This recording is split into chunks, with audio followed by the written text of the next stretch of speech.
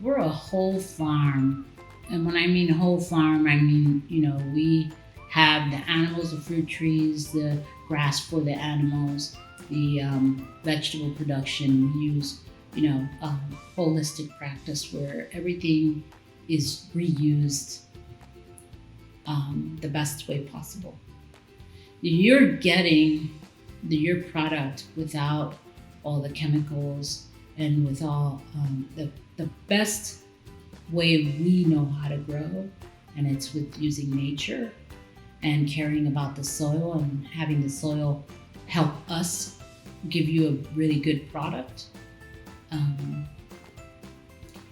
The animals that we have, they know us.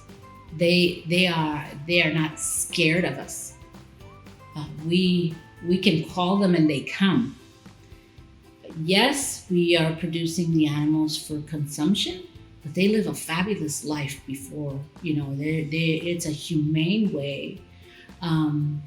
We do have to take them to get harvested to a processing, USDA, only because that's the way the rules say that we have to do it, not because of our choice. If it was our choice, we'd harvest it and they wouldn't have to leave the farm until it was consumed. But for right now, the rules and regulations say that they have to be processed.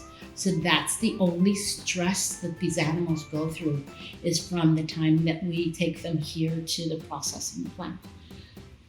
They don't go into a feedlot where they're masked, they're hormoned and antibiotic and all those. Because you can buy meat at the grocery store, and they could say it's grass-fed, but those animals that are grass-fed go to a feedlot.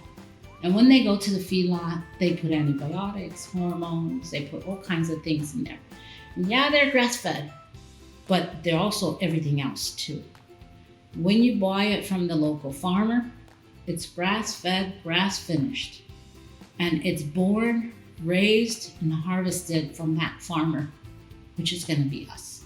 We're gonna do pork, lamb, beef, and chicken. So we want to supply the customers with not only the vegetables, but also the protein and the value-added products, because I love cooking. And you got to join me at the Cooking Tuesday, because I'm going to show you all the really cool things we could do with the stuff that Saul grows, right?